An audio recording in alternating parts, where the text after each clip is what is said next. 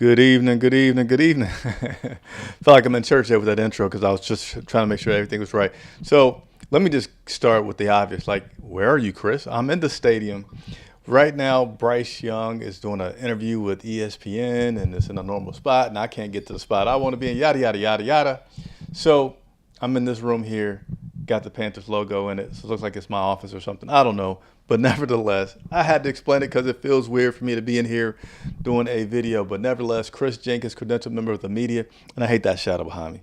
I cover the Carolina Panthers for Charlotte Vibe, a.k.a. Man of the People, here on a Friday with a Thursday-type coverage for the Carolina Panthers. So again, with the game being on a Monday night, everything has been pushed back one day. So normally on Thursdays when we get a chance to talk to the offensive, defensive, special team coordinators and also get in the locker room. So Friday, today, that is what happened. So I'm going to bring you guys some highlights from today. And I don't have any practice video today. Sorry about that, but I'll make up for it. So make sure that you always turn on your alerts. Make sure you join me. I'll be having another video tomorrow because everything's pushed today back. And then we'll have our normal pregame and postgame shows Monday night. All right. But let's go ahead and get you guys up to date with this Carolina Panthers team and things that were talked about today as they continue to get prepared for the San Francisco 49ers. Everybody's Ring doorbell goes off, right? We're like ESPN. Yeah. What's up, Ken88? Appreciate you very much. I got every alert going off in the world. So yeah, can you imagine that? And I'm gonna try to take a picture of the setup because I know sometimes I feel like people give me a hard time about how things may look, and I'm like, you guys don't know how much equipment goes into having a video look like it does, and you only see Bryce and the person interviewing him, but it's like a team around. So yeah, they have a ton of people here. Looks nice though. No hate, just explain the difference. But let's go ahead and get into it. Ejiro Evero is facing Christian McCaffrey, a dynamic running back. He's the focal point, of course, because not only is he an exceptional running back, one of the best to be so talented at being a running back and a wide receiver at the same time, but he's also a former Carolina Panther. So there's certainly a lot of intrigue about this matchup. Evero himself has ties to California, so he is excited to go back to Cali as well. Give me just a moment. We're going to go ahead and play some clips on Evero talking about just how good Christian McCaffrey is and how they have to game plan for him.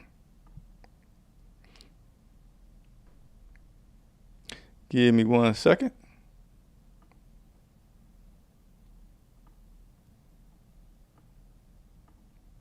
Well, definitely he's one of the.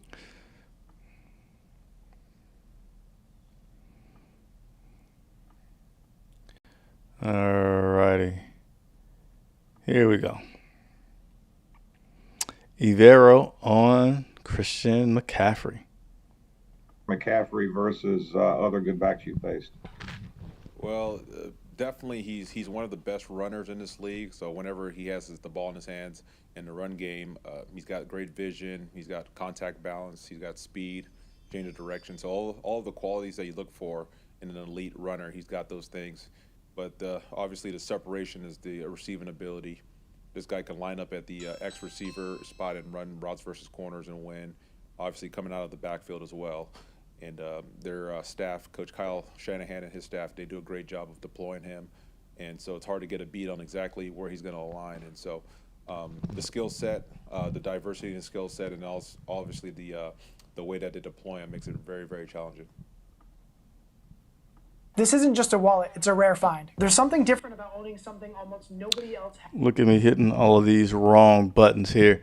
But yeah, that was Evero talking about how difficult it is to handle Christian McCaffrey. But, you know, what I want to say is just like anything else, though, right? If you got a running back that's so dynamic, you really never rely on just one guy to do the job anyway, right? You rely on multiple guys to help you with it and swarm, you know, power in numbers, strength in numbers. So that's obviously going to be part of the attack.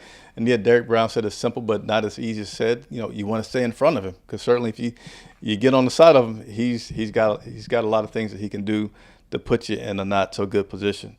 Now, also keep in mind, one thing that's happening right now is that we do not have the injury reports until later in the day. So that makes it, honestly, for me a little awkward doing the show because I lead with things that I don't have at my disposal right now, but I want to go ahead and do the broadcast to get you guys the information that I have before it gets too late into your Friday night. So I will post the injury report on YouTube as soon as it comes out. Do it on Twitter, do it on all of our social media, but I'll make sure I do it on YouTube tonight as well so that you guys can see that. Of course, regarding that injury report, I can show you the one from yesterday and what the biggest question mark. This is, again, as of yesterday. Trevin Wallace and Christian Roseboom are the big question marks. It will be challenging if you don't have your two starting linebackers out there for a guy like Christian McCaffrey. Certainly, you're not just going to give up and say, woe is me, but it does present some new, unique challenges and question marks that you're going to be concerned about, and those things will play themselves out as we get closer to the end of the week here.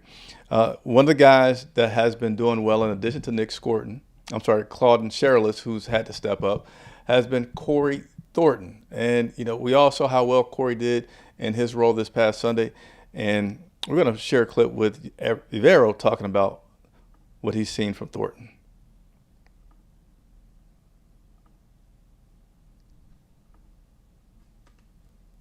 Well, it's pretty funny. I was talking to one of our coaches about this the other day, and we've had these moments really like all through the year, and it's just like you're always nervous with a rookie and getting them out there the first time and all that, how they're going to respond under the bright lights. But since day one, he came in here competitive, not afraid to cover anybody.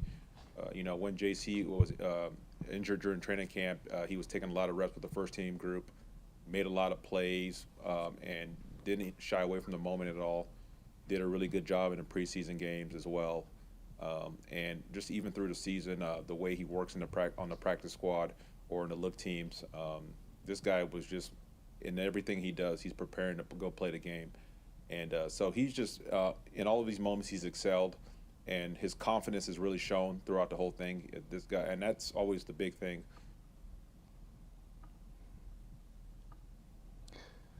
All right, so there's Ivero on Corey Thornton on the defensive side. Now let's flip on over to the offensive side. One other thing that Coach talked about, and I felt like this was kind of a rare – coaches don't always show you what they're like coaching, not in front of the media.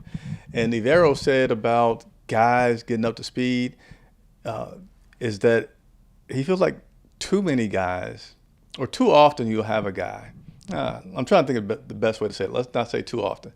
He feels like sometimes guys will not stay as engaged in a game plan as he needs them to be.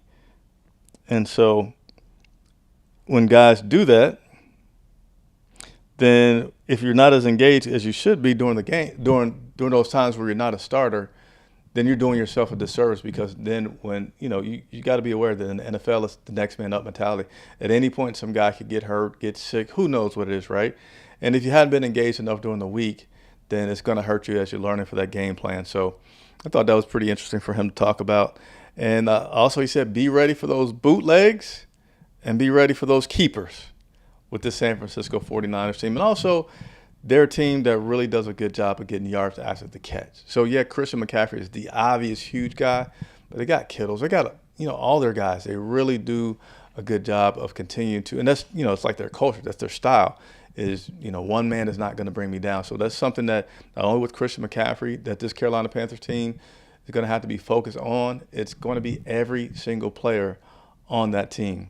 Now, let's go over to the offensive side with Brad as the offensive coordinator. We've seen Bryce Young do his thing, but we've also seen Hunter Renfrow disappear. I think it's been since week 6 that Hunter Renfrow has been inactive.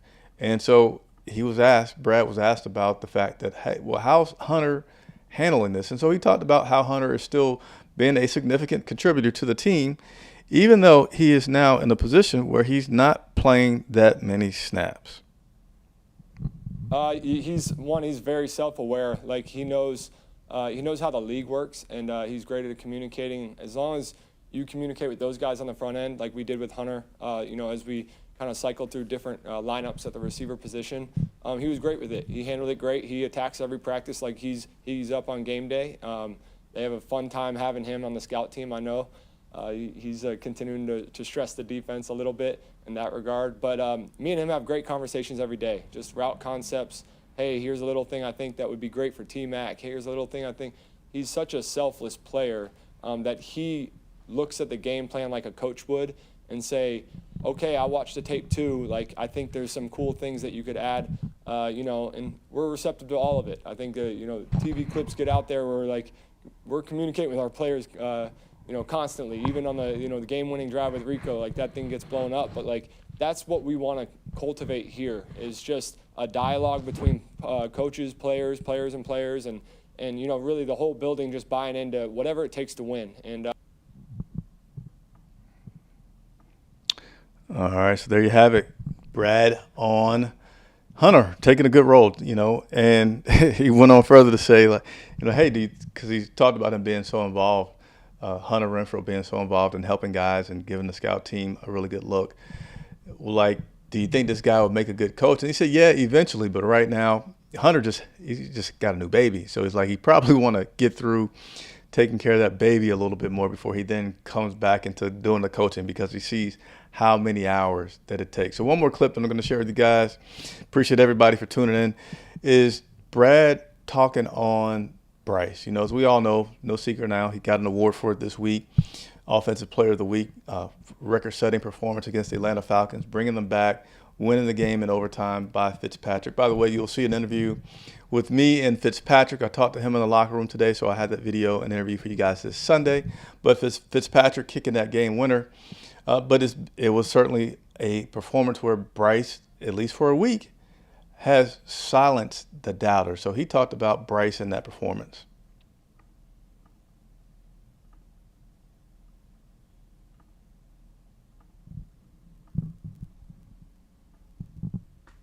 And whether he had a statistically high day or a statistically low day, he stayed truly invested in our process of finding that pathway to a win. And I'm really proud of Bryce, is his consistent nature. We just talked about Nalos, but Bryce as well, I think it's pretty well documented that he's as cool as it gets when, pressure changes around him. So really, he doesn't change his approach. He's ultra competitive too, behind that calm nature. And that for us just inspires us to say, hey, wherever the game's taking us, we know that he's going to do a great job leading the charge in that regard. And I want to ask you,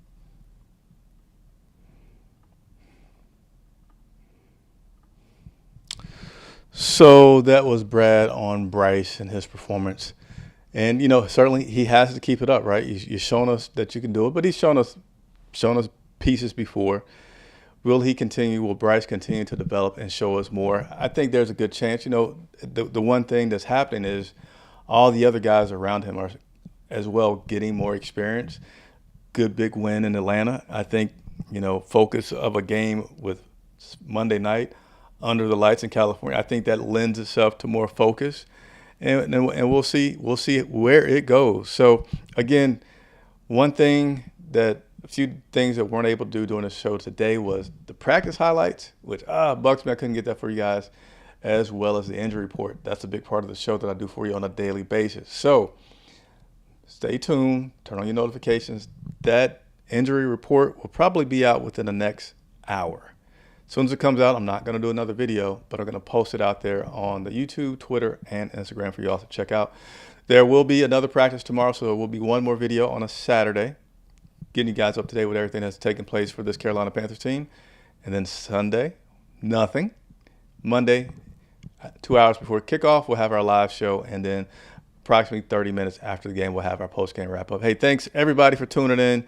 Thank you, everybody, for watching. It's Chris Jenkins for Charlotte Vibe.